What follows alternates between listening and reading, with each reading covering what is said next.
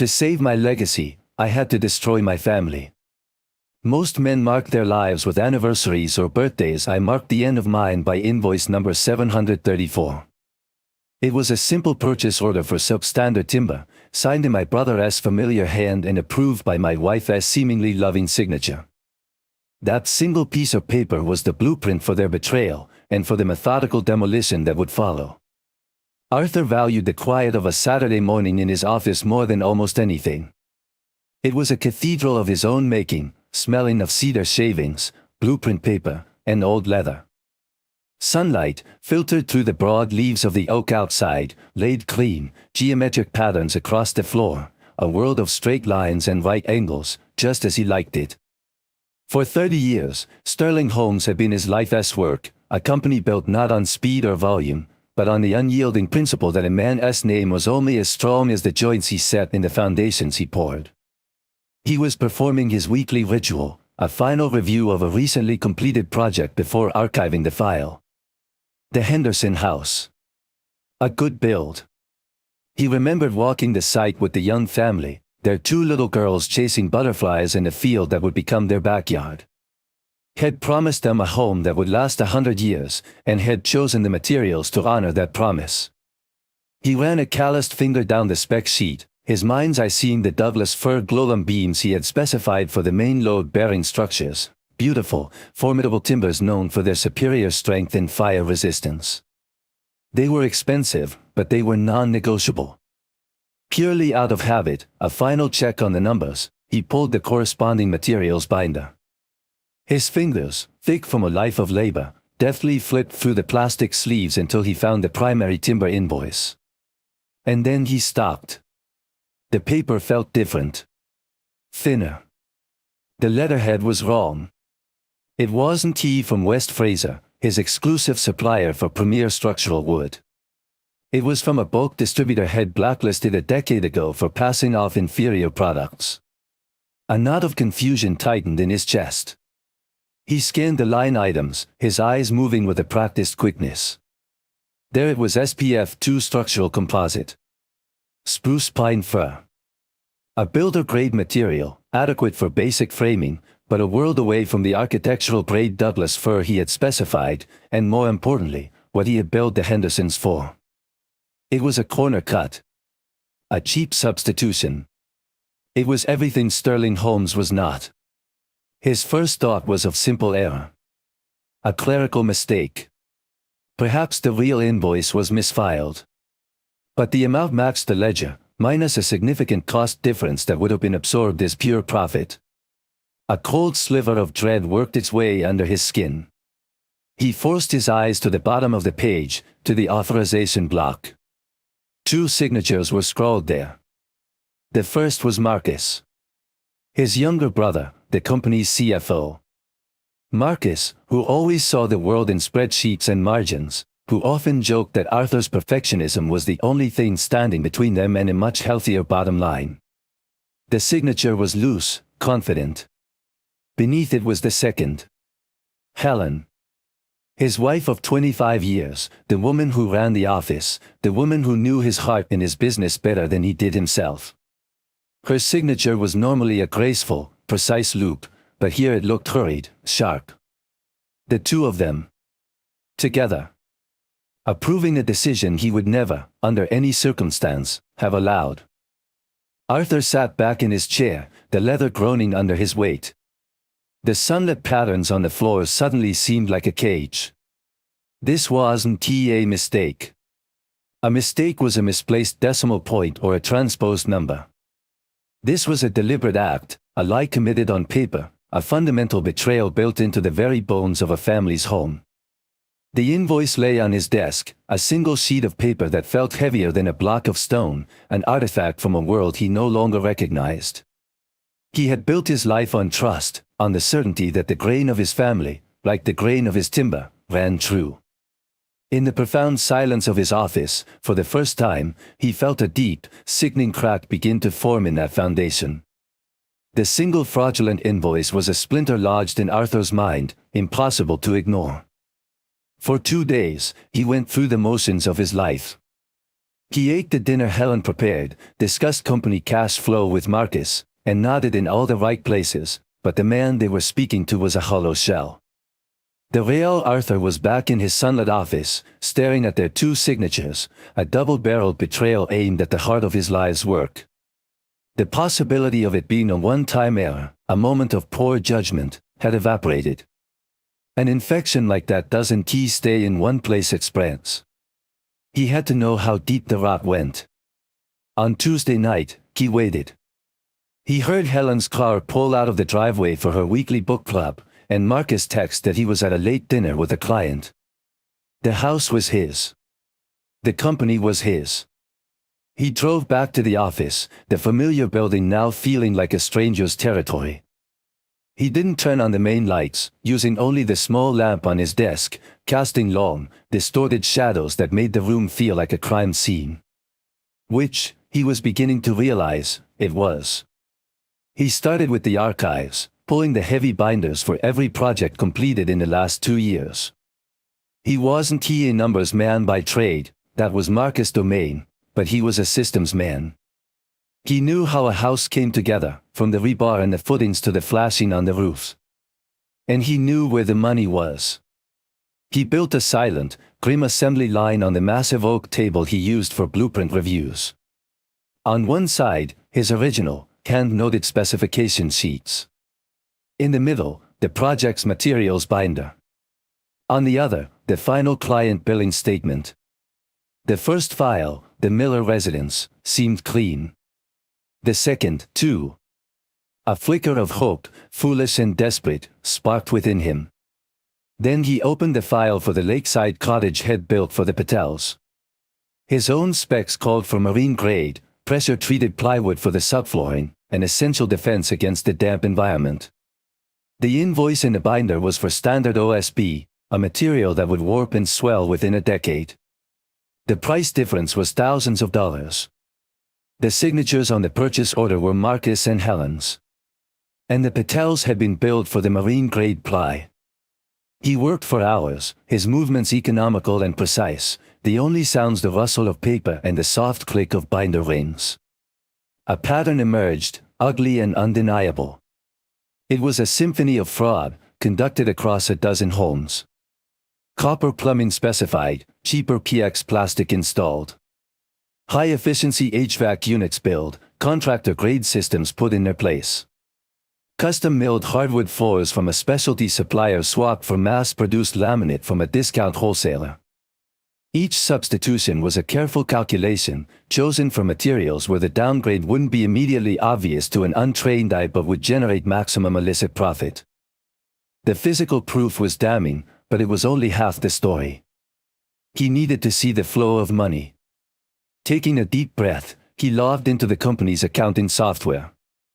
Helen had designed the system herself, and had always admired its elegant simplicity. Now, its orderliness felt menacing. He opened the main ledger, his heart pounding a slow, heavy rhythm against his ribs. As he suspected, the entries were perfect. Payments were recorded to all his trusted, high-end suppliers, matching the premium materials he had billed his clients for. It was a pristine, beautiful lie. The final wall of his denial crumbled when he accessed the company's online banking portal. He opened a new window, placing the bank's transaction history side by side with Helen's immaculate ledger. He cross-referenced the dates and payment amounts. Where the ledger showed a $20,000 payment to West Fraser Timber, the bank statements showed a $9,000 payment to a discount lumber yard.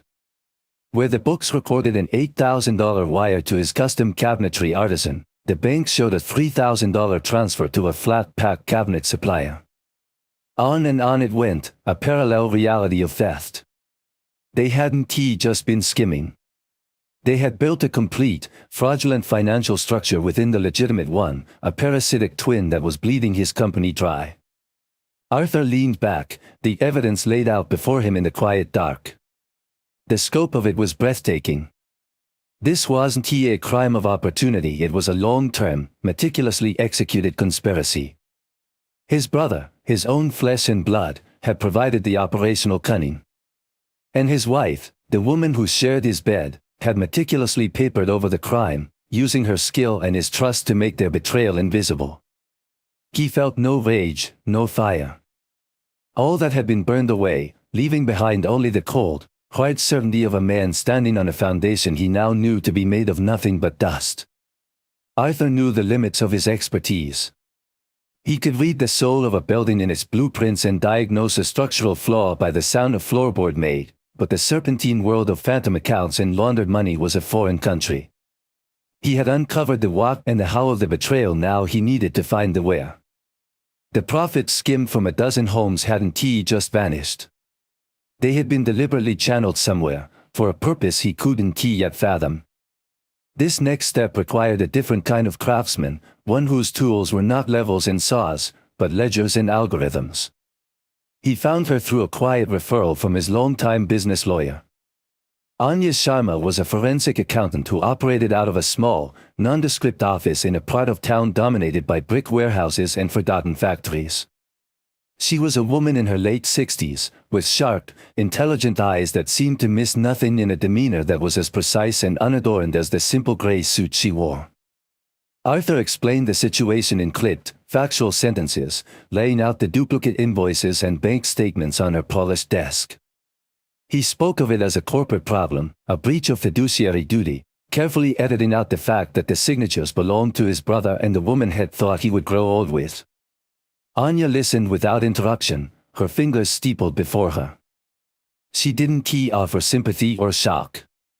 She simply absorbed the data, her gaze flicking between the documents, identifying the patterns.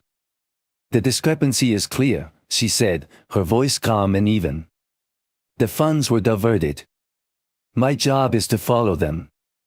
I will need full, read-only access to your company's digital accounts." Arthur provided it without hesitation. He was handing over the keys to his kingdom, but it was a kingdom he no longer recognized. The following week was a study in controlled agony.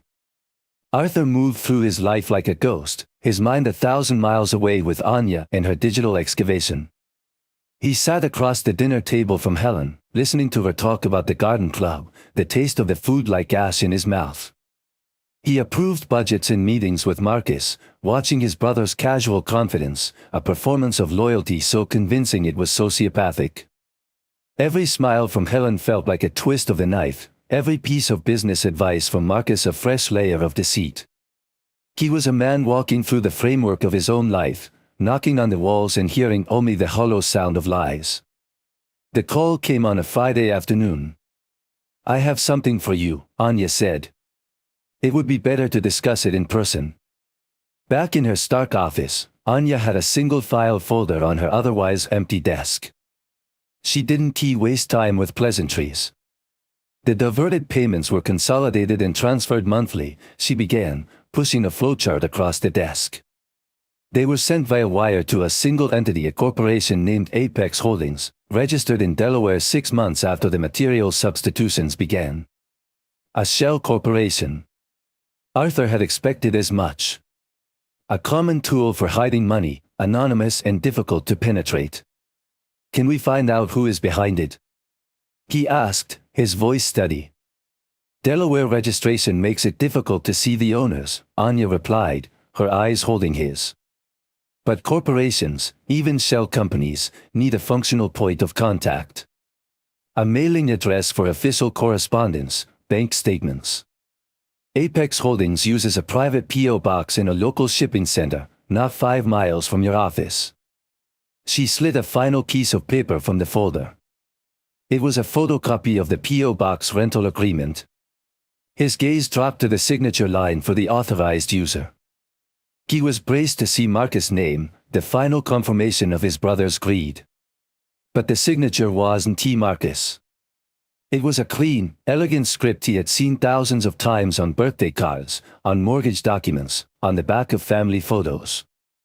It was the same signature he had seen on the first crooked invoice. Helen Sterling. Sole signatory. The air left Arthur's lungs. It was one thing to suspect her compliance, to see her as a pawn in her brother-in-law's scheme. It was another thing entirely to see her name, alone, on the document that controlled the stolen money. She wasn't key an accomplice. She was the bank. The silent partner. The architect of the entire financial deception. The last, desperate hope that she had been coerced or manipulated by Marcus disintegrated into nothing. This was her plan, too. The betrayal was not a simple fracture, it was the bedrock on which their recent life had been built. The discovery of Helen's name on the Apex Holdings account shifted everything. This was no longer just about skimming profits from substandard materials. That was petty theft, a parasite feeding on a healthy host.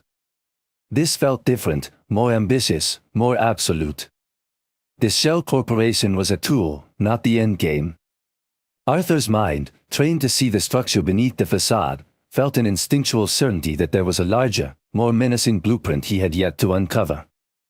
He asked Anya Sharma to dig deeper. Not into Sterling Holmes' books, but into Apex Holdings itself. He wanted to know what this ghost company did with the money it received. Where did the stolen capital flow? What assets, if any, did it possess? He authorized her to go as far as she could, to pry open every door that wasn't illegally sealed shut. While Anya worked her quiet magic in the digital world, Arthur found himself staring at his own signature. He practiced it on a scrap of paper, the same familiar, slightly angular script he'd used his entire adult life. He thought of all the documents he signed without a second thought, handed to him by Helen with a reassuring smile or by Marcus with a casual, just the usual quarterly filings, art. How many of them had he actually read? The trust he'd placed in them had been a blindfold he'd willingly worn. Anya's next report arrived by encrypted email late one evening. There was no preamble, just a list of wire transfers out of Apex Holdings and a series of attached public records. The money wasn't being spent on lavish trips or expensive cars. It was being consolidated and used as down payments for commercial real estate. 3 large, undeveloped parcels of land on the outskirts of the city, all purchased within the last 18 months. All held under the Apex Holdings name. It was a classic real estate play by land in the path of development, wait for the city to expand, and sell for a fortune. But it was the next set of documents that made Arthur's blood run cold. They were loan agreements. Massive, 7-figure loans taken out by Apex Holdings to finance the bulk of the land purchases. Arthur scrolled down to the guarantor section, the part of the loan where a third party pledges their own assets as collateral in case the borrower defaults. The guarantor for all 3 multimillion-dollar loans was Sterling Holmes. And there, on the signature line, was his name. Arthur J. Sterling. It was a forgery, but a masterful one. The angle, the pressure, the slight flourish on the G, it was perfect.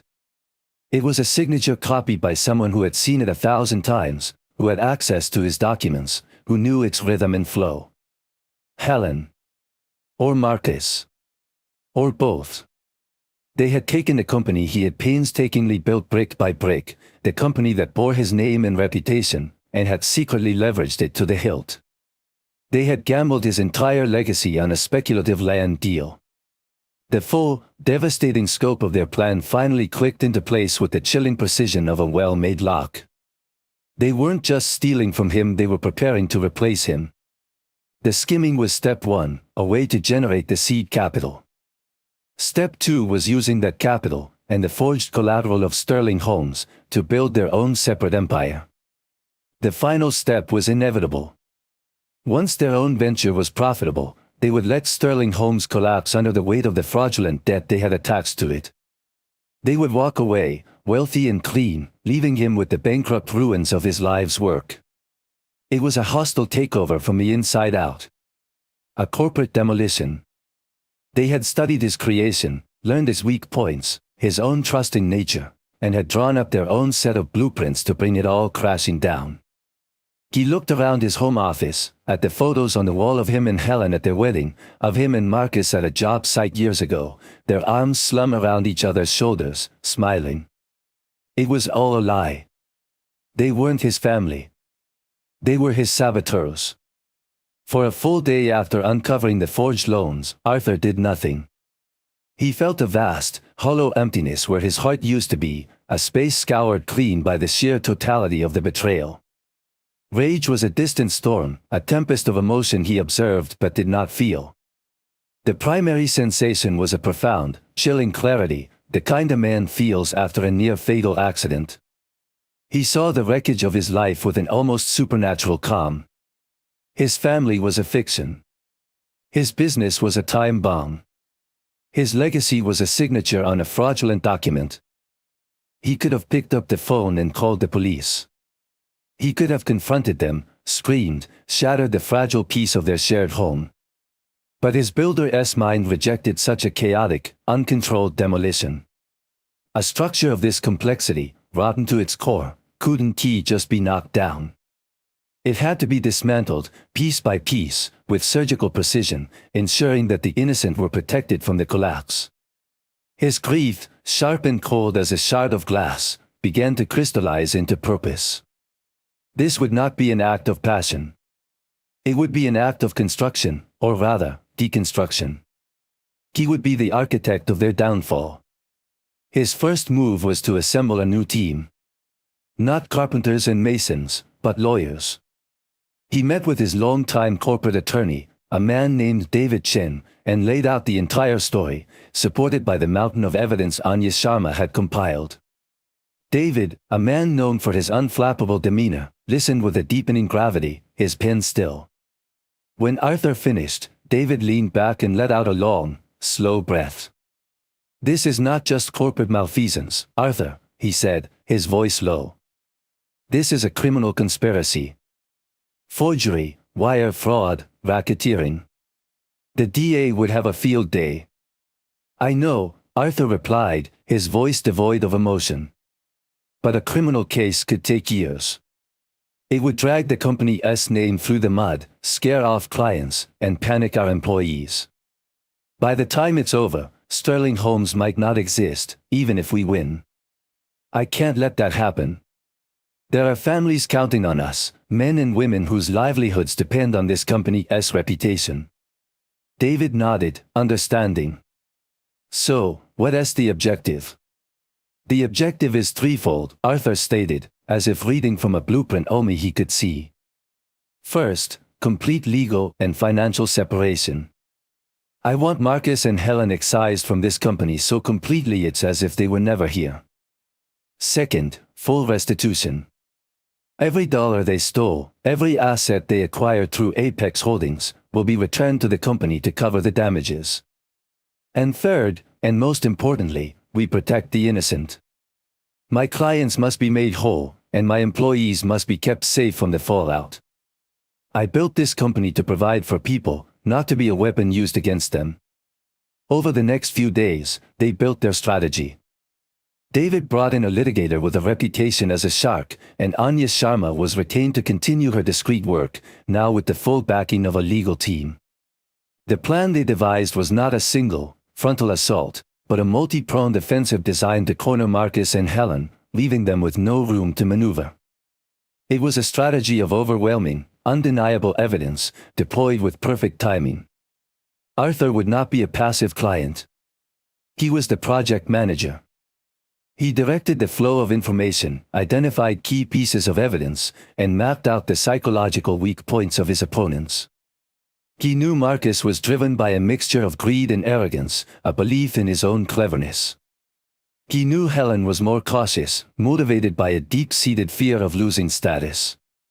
Their plan would be designed to exploit these traits. It would be a quiet, methodical siege, one they wouldn't even know was happening until the walls were already breached. The rage was still there, a core of white-hot energy deep inside him, but he contained it, transforming its destructive heat into the focused energy of a forge, shaping it into a tool of meticulous, legitimate justice. He was about to tear down the life he had built, but he would do it like he did everything else, with a plan, with precision, and with the grim determination to build something stronger in its place. The first move in Arthur's meticulously planned deconstruction was not an accusation, but a whisper. It required a performance of such normalcy that it strained every ounce of his self-control. On a Wednesday morning, during their weekly leadership meeting, Arthur waited for a lull in the conversation. He leaned back in his chair, affecting a look of weary frustration. "Got a call from the underwriters yesterday," he said, his tone casual, directed at the room but aimed squarely at Marcus. "Our liability insurance is up for renewal, and they're being difficult. Apparently, they're mandating a full, top-to-bottom forensic audit for all contractors in our bracket. Something about new risk assessment protocols." He watched his brother's face. For a split second, Marcus' confident posture tightened. It was a micro-expression, a flicker of panic in the eyes before his smooth CFO mask slid back into place. "An audit? Now? That's a nightmare. What's the timeline?" Marcus asked, his voice a perfect blend of professional concern. "They're sending a team in 2 weeks," Arthur replied, letting the lie settle in the air. "They want access to everything. Project files, accounting, the works. It's a major pain, but what can you do?" He then turned to Helen, who had been listening intently.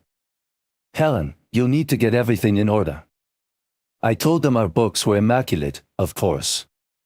He offered her a small, tired smile, a gesture of shared partnership that felt like swallowing acid.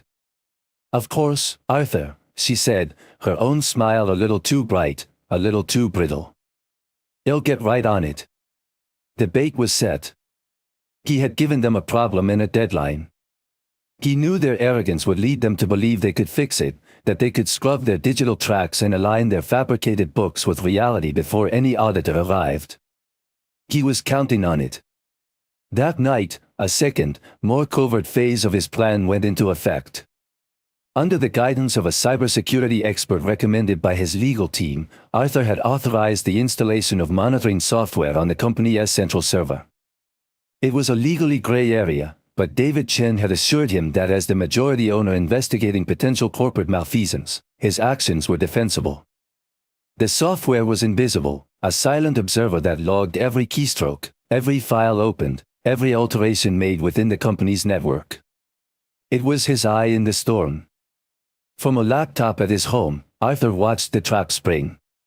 The first activity began just after 10 p.m. on the office server. Helen's user profile logged in. He saw her mouse move with frantic speed, opening the accounting software, then cross-referencing folders containing the fraudulent invoices. Minutes later, Marcus logged in from his own home computer. A new folder appeared on the server, cryptically named Audit Prep. For the next several nights, Arthur became a nocturnal observer of their desperate conspiracy.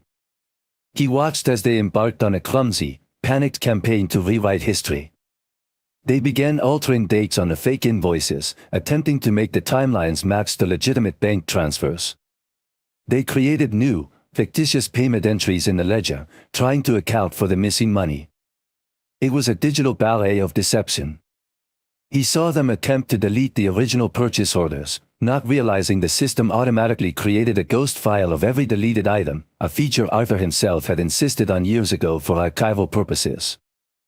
Every panicked keystroke, every clumsily renamed file, was recorded. The software created a perfect, time-stamped log of their actions. It was irrefutable proof not just of the original fraud, but of a conscious and deliberate effort to conceal it. They were no longer just thieves, they were active conspirators, destroying evidence and obstructing a non-existent investigation. They thought they were covering their tracks, but with every click, they were digging their own graves deeper, providing Arthur with the final, unassailable weapon he needed. He watched the screen, not with satisfaction, but with a cold, grim sense of finality. They were doing exactly what he knew they would do, their predictable greed and arrogance sealing their own fate. With Marcus and Helen consumed by their frantic digital cleanup, their attention diverted from the company's daily operations, Arthur initiated the next phase of his plan. The paper trail and the evidence of a cover-up were strong, but they existed in the abstract world of finance and data. Arthur needed something tangible, something real.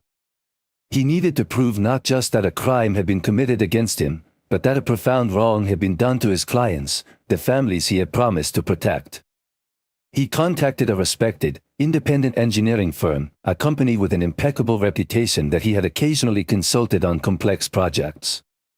He couldn't reveal the true reason for his request, so he created another plausible fiction. He framed it as a proactive, forward-thinking initiative, a decade of excellence quality assurance review. He explained to the firm as principal that he wanted to randomly select a dozen homes built in the last 2 years and conduct a thorough, non-invasive structural integrity assessment, all at his company's expense. It was, he explained, a way to gather data, reinforce his company's commitment to quality, and generate some positive marketing.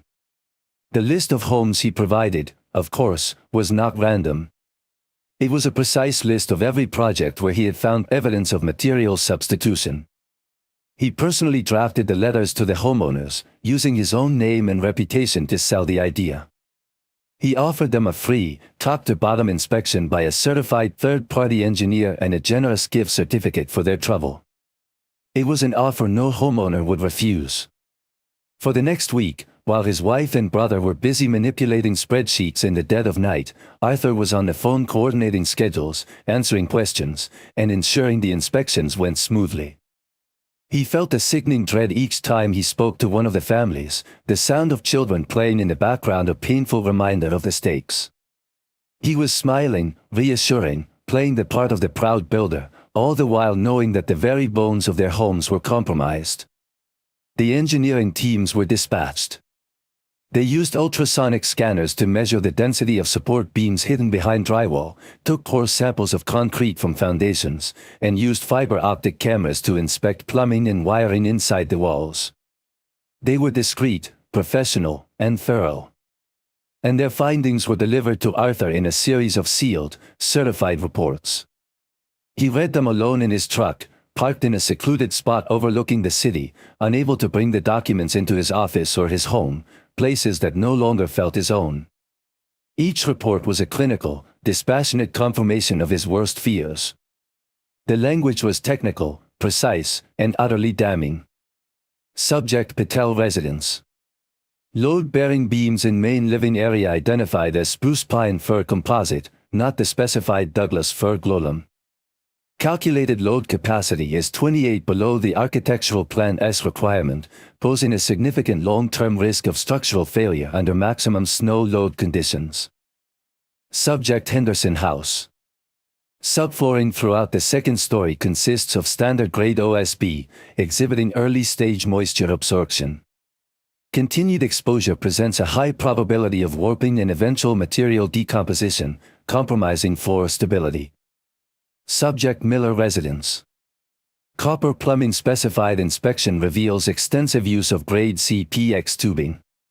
Joints show signs of improper crimping, indicating a heightened risk of leaks and catastrophic water damage. One after another, the reports painted a grim picture. This was no longer just about money. The corner cutting had been so egregious, so reckless, that it had actively endangered the people living in those homes. They hadn't just stolen from these families, they had placed them in physical peril. The documents transformed the entire nature of the conflict. This was no longer a messy family dispute over a business. It was a matter of public safety. The reports were cold, hard, unimpeachable evidence from a neutral third party. They were the final, heavy keystone in the case he was methodically building. The time for silent observation was over. All the pieces were in place. On a Thursday morning, Arthur sent a single, terse email to Marcus and Helen. Emergency board meeting. Conference room. 10 a.m. attendance is mandatory. There was no explanation. Sterling Homes was a small, family-owned S-corp. The three of them were the entire board. An emergency meeting was unheard of, and the formality of the summons was designed to be unsettling. When Marcus and Helen walked into the conference room, they found Arthur already seated at the head of the long mahogany table. He was not alone.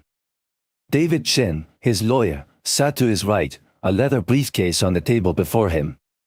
The atmosphere was cold and sterile. Arthur's face was a mask of neutrality, his eyes giving away nothing. "Arthur, what is this?" Marcus began, a forced joviality in his voice that didn't reach his eyes. "You've got us all worried." "And who is this?" he asked, gesturing toward David. "This is David Chen, my legal counsel," Arthur said, his voice level and calm. "Please, sit down." Helen sat, her purse clutched in her lap, her posture ramrod straight. She looked from Arthur to David, a flicker of apprehension crossing her face. They both looked tired, Arthur noted, shadows under their eyes from their late-night digital activities. "There is no company audit," Arthur began, the statement dropping into the silence like a stone. "I invented it." He saw the brief, shared glance between them, a flash of confusion followed by a dawning relief, quickly suppressed. They thought they had dodged a bullet. They were wrong. Arthur reached down and lifted a thick, bound document from the floor, placing it on the table with a soft thud. He slid a copy to Marcus and another to Helen. "This, however, is very real." The cover read Internal Investigation Findings Sterling Holmes. He gave them a moment to open it. He watched their faces as they saw the first page, a perfect copy of the fraudulent invoice for the Henderson house. "It started with this," Arthur said, his voice still a quiet monotone. He began to walk them through the evidence, not as a grieving husband or a betrayed brother, but as a project manager reviewing a fatal flaw in a design. He was dispassionate, methodical. He turned a page in his own copy. Then it led here. He guided them through the next section, a summary of the 2-year pattern of material fraud, listing every compromised home, every substituted material, every falsified purchase order bearing their signatures. Marcus started to bluster, to deny, but Arthur simply held up a hand and continued. The money, of course, had to go somewhere. He gestured for them to turn the page. There, laid out in Anya Sharma's precise flowcharts, was the path of the stolen funds from Sterling Homes to Apex Holdings. And on the next page, a copy of the P.O. Box rental agreement, with Helen's signature clear as day. Helen went pale, her knuckles white where she gripped her binder. "You must have been worried when I mentioned an audit," Arthur continued, his gaze unwavering. "Because you did this." He slid a third set of documents across the table. The IT report. A time-stamped log of every late-night login, every file alteration, every deleted record. "This is a record of your attempt to conceal the initial fraud. Obstruction of justice, I believe it's called." Marcus' face had gone from confident to flushed, a dark red mottling his neck. He opened his mouth to speak, but Arthur cut him off, his voice hardening for the first time. "I'm not finished." He saved the worst for last.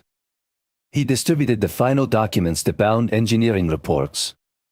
"While you were busy trying to alter spreadsheets, I was concerned about the actual homes. The families." He let the silence stretch as their eyes scanned the technical language, the cold assessments of risk, the phrases like significant long-term risk of structural failure and heightened risk of catastrophic water damage. "You didn't just steal money," Arthur said, his voice now dangerously quiet. "You put people's lives at risk. You put children at risk. All for a speculative land deal." He tossed the final file onto the table. It contained copies of the loan documents for Apex Holdings, with his own forged signature circled in red. That was the moment they finally broke. The confident facades they had maintained for 2 years shattered completely. Marcus slumped in his chair, the blustering anger draining out of him, leaving behind the shrunken, defeated posture of a man who knew he was trapped. Helen let out a small, choked sob, covering her face with her hands. The room was silent except for the sound of her quiet weeping. The undeniable, meticulously assembled weight of their betrayal had finally crushed them. Arthur remained silent, letting the weight of their shattered composure fill the room. He did not look at Helen's tears or Marcus's defeated slump. He had seen enough of their performances. This was no longer a family drama, it was the disposition of a legal matter. After a long, heavy moment, he gave a slight nod to David Chen. David, who had been a silent observer until now, moved with practiced efficiency. He opened his briefcase and took out a new set of documents, placing them squarely in the center of the mahogany table. His voice, when he spoke, was as calm and dispassionate as Arthur's had been. My client has authorized me to present you with a choice, David said, his eyes moving from Marcus to Helen. There are two paths forward from this moment.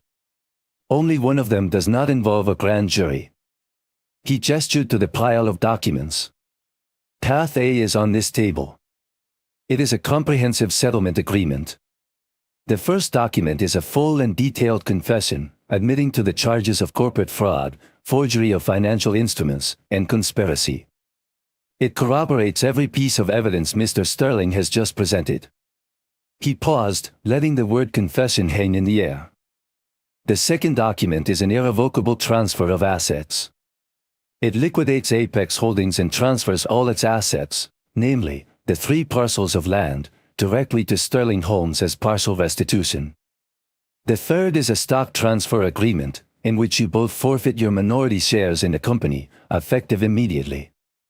The fourth is a binding non-disclosure and non-compete agreement. You will walk away from this company and never look back. Marcus lifted his head, a flicker of his old arrogance returning. You can't just, we're entitled to legal counsel. You can't force us to sign anything. You are absolutely correct, David replied smoothly. You are free to seek counsel. You are free to refuse to sign. Which brings us to Path B. David reached into his briefcase again and pulled out an exact copy of the thick investigative binder Arthur had presented. Path B is simple. You refuse to sign these documents.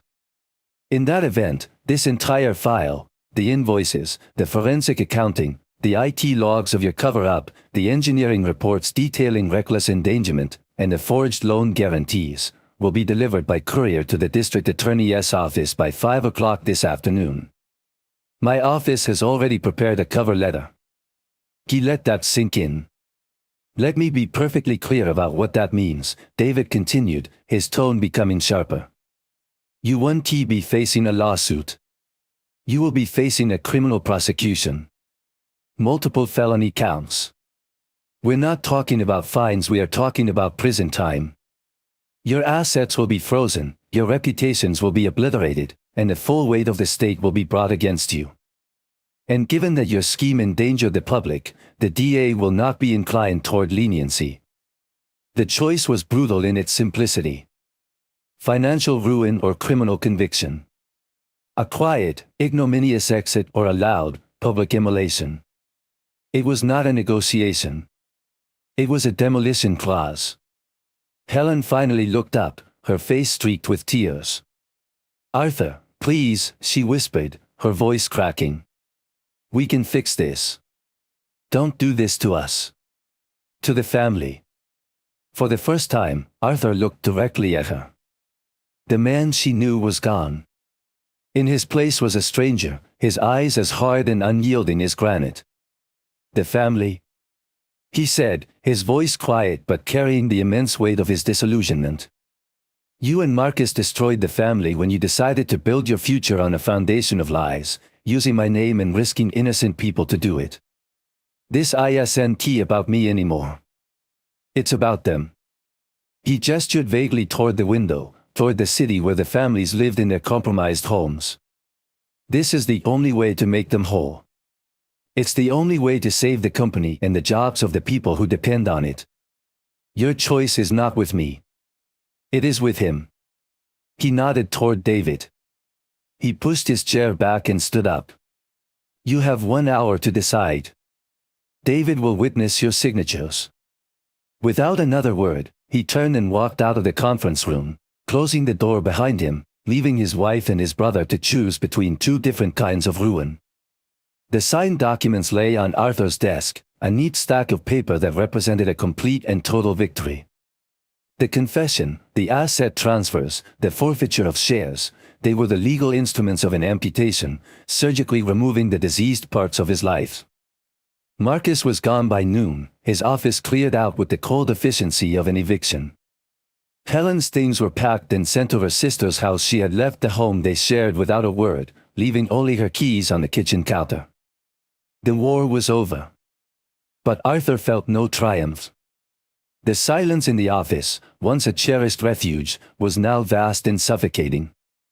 The victory had been necessary, a defensive action to save his legacy and protect his clients, but it had come at the cost of everything he had once called family. He hadn't just won a battle, he had raised his own world. He didn't waste a moment surveying the ruins. The ink on the transfer documents was barely dry when he was on the phone with a commercial real estate broker. He gave the order to liquidate the 3 parcels of land acquired by Apex Holdings. "I don't care about maximizing the price," Arthur told the broker. "I care about speed. I need the capital, now." While the sales were being negotiated, he secured a substantial bridge loan against the property's value, a massive infusion of cash that flowed directly into Sterling Homes' accounts. This money was not his. It was a trust fund, earmarked for the sole purpose of undoing the damage. The next step was the hardest. It was a tour of shame, a pilgrimage of apology. He started with the Hendersons. He called and asked if he could meet them in person, to discuss the results of the quality review. He sat on the sofa in their living room, the same room supported by the dangerously substandard beams, and accepted the coffee Mrs. Henderson offered him.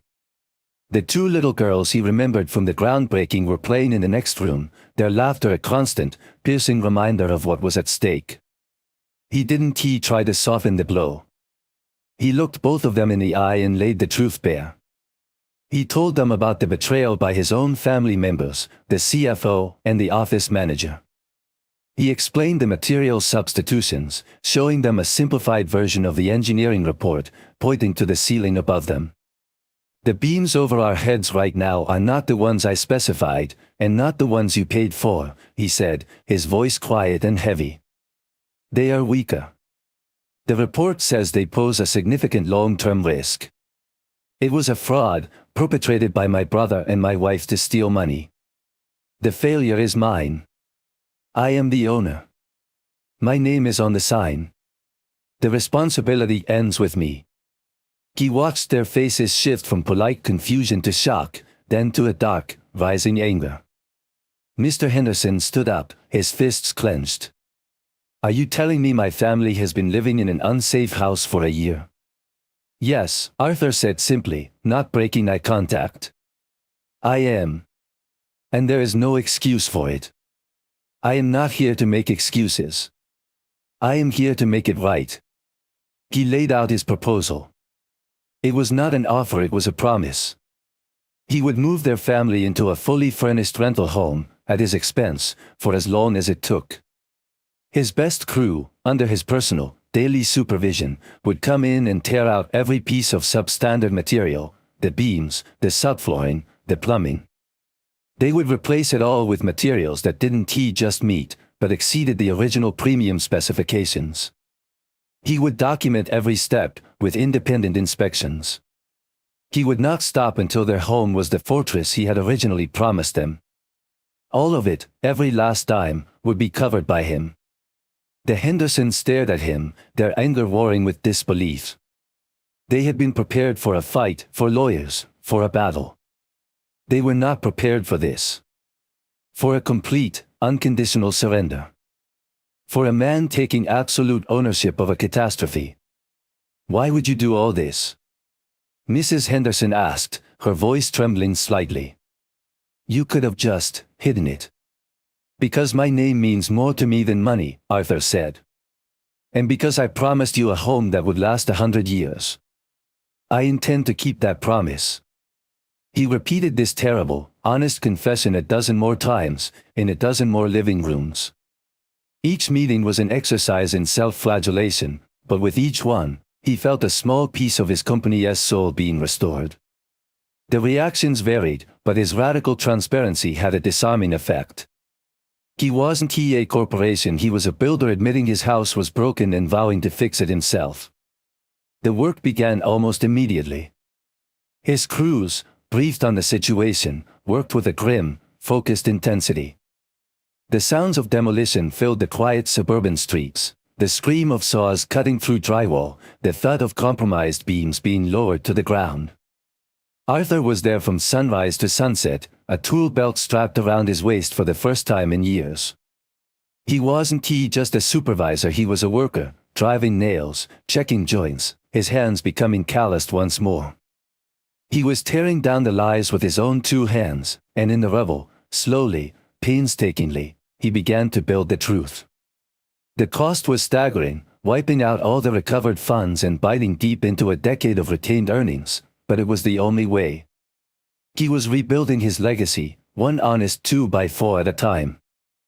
6 months later, the last of the repair crews packed up their tools from the Miller residence. The dust had settled, both literally and figuratively. Sterling Homes was still standing. The company was leaner, its cash reserves drained to the bedrock, but its reputation had been paradoxically enhanced. Word of Arthur's radical honesty had spread through the tight-knit community. The story was not one of fraud, but of a man who, upon discovering a flaw in his own house, tore it down to the studs and rebuilt it stronger, all on his own dime. New clients were calling, not in spite of the ordeal, but because of it. They wanted a home built by a man whose name was an ironclad guarantee. The families were safe. The Henderson children slept soundly under beams that could withstand a mountain of snow. The Patel's cottage stood firm against the lakeside dam. The promises Arthur had made 30 years ago, the ones he had built his entire identity around, were once again true. He had faced the ultimate test of his principles and had not wavered. He had protected the innocent, preserved the livelihoods of his employees, and salvaged his legacy from the wreckage. By every professional metric, he was a success. By every measure of his own moral code, he had done the right thing. But victory was a silent, solitary thing. Tonight, like every night for the past 6 months, he drove home to a house that was no longer a home. It was just a structure, a collection of rooms he occupied. The gardens Helen had so meticulously tended were still beautiful, cared for now by a weekly service, but they offered him no joy. The photos on the mantelpiece had been taken down, leaving faint rectangular ghosts on the wallpaper. The silence was absolute, broken only by the hum of the refrigerator and the ticking of a grandfather clock in the hall. He walked through the large, empty house, his footsteps echoing on the hardwood floors. He saw the armchair where Marcus used to sit during family holidays, laughing and holding court. He saw the kitchen where he and Helen had cooked thousands of meals, moving around each other in the easy, unconscious dance of a long marriage. These were not memories anymore, they were crime scene outlines, marking where something vital had been but was no more. He had won. He had achieved the justice he sought. It was a clean, legitimate victory, free from the stain of petty vengeance. He had not acted out of rage, but out of a cold, grim necessity. It was the only way to save the thing he had built and protect the people who had trusted him. Yet, the final ledger showed a devastating loss. To save his legacy, he had been forced to take a wrecking ball to the foundations of his own life. He had cleared the rock from the house of Sterling, but in doing so, had been left the sole occupant of the ruins. The name on the company sign was clean, his professional honor intact. But the man who went home at the end of the day was alone, a builder who had constructed a perfect, empty life. Arthur's story began with a single piece of paper, a blueprint for betrayal disguised as an invoice. In the end, he had to draw up his own plans, not for construction, but for a careful demolition of the life he knew. It's a powerful reminder that true integrity isn't about never having cracks in your foundation, it's about having the courage to tear it all down and rebuild it right, no matter the personal cost. We hope this story resonated with you here at Content Channel. It really makes you think about the line between justice and mercy, especially within a family. So, we want to ask you, when Arthur gave Helen and Marcus the choice, was that the right path, or should he have turned the evidence over to the authorities for public justice, regardless of the consequences? Thank you for joining us for this one. We'll see you again soon, when a letter arrives that proves some foundations are never truly settled.